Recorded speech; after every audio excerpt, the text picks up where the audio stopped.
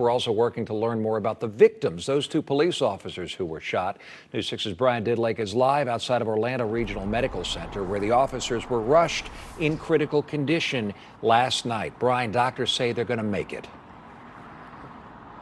Yeah, that's correct, Eric. Right now, we do not know the names of those officers, but as you said, they are expected to make a full recovery. We're not learning those names right now due to Marcy's law, but they were here earlier this morning fighting for their lives. And if you look over here, we learned everything here from a press conference at Orlando Regional Medical Center, where those officers are being treated.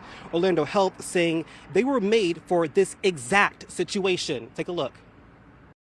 We are the only level 1 trauma center in Central Florida for both adults and for children. Orlando Health providing an update early Saturday afternoon on the conditions of 2 officers who were critically injured. Downtown emergency, there is 1 more patient left at this time, but 1 already transported to OR&C via OPD.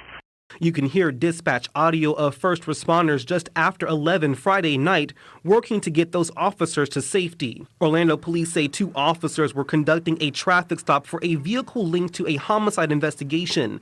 When those officers approached the vehicle, a suspect later identified as Dalton Veal shot at them, hitting the officers. Both officers were then transported here to Orlando Regional Medical Center, is where we saw officers from multiple agencies go in and out of the hospital, securing the area while the officers are being treated.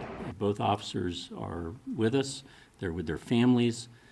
We've been taking care of them during the night, and we expect them to fully recover. Meantime, support for the officers and Orlando police is pouring in.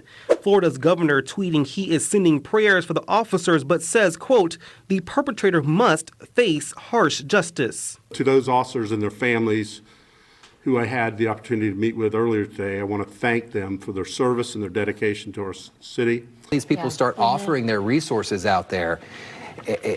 You're not going to get away. News 6's Trooper Steve in a raw moment on air Saturday afternoon reacting to the danger these 2 officers faced the moment the suspect, Veal, opened fire. Throughout the area, what took place out here is a little mind-blowing because it shows how many bullets were exchanged in downtown. Now, I say exchanged. We do not know whether or not Orlando Police Department was able to fire back, but you're seeing shots on the curb. You're seeing shots on a wall. You're seeing up higher into bushes. Scary sights, but thankfully those officers will recover. I can tell you, as a badge wearer myself, that was my biggest concern. Our blue's going to be okay here in Orlando.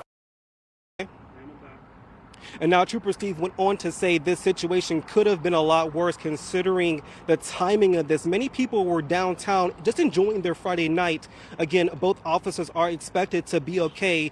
When we learn more information about their conditions, we'll get back to you on air and online. But for now, we're live in Orlando. Brian Didlake getting results. News 6. Brian, you say many people there enjoying their Friday night. You were just a few blocks away last night. We've talked so much lately about the safety of those in downtown Orlando on weekend evenings and weekend nights. We've talked about the number of police officers and the response. You saw it firsthand last night. Yes, Eric, that's correct. We were here downtown, and me and a group of friends were just enjoying our Friday night, thinking it was going to be a regular evening until we saw around 11 p.m. a large presence of police coming in. We didn't hear the gunshots, but the crowds that left that area at that time was noticeably visible.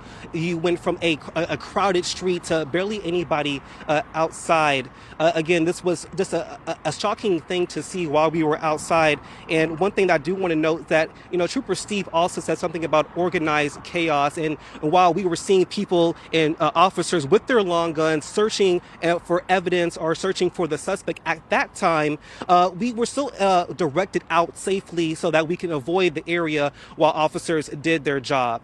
Eric? I'm very glad you were safe, Brian, and all of those surrounding you. Brian Didlake, we'll see you again at 7-Eleven. Thank you.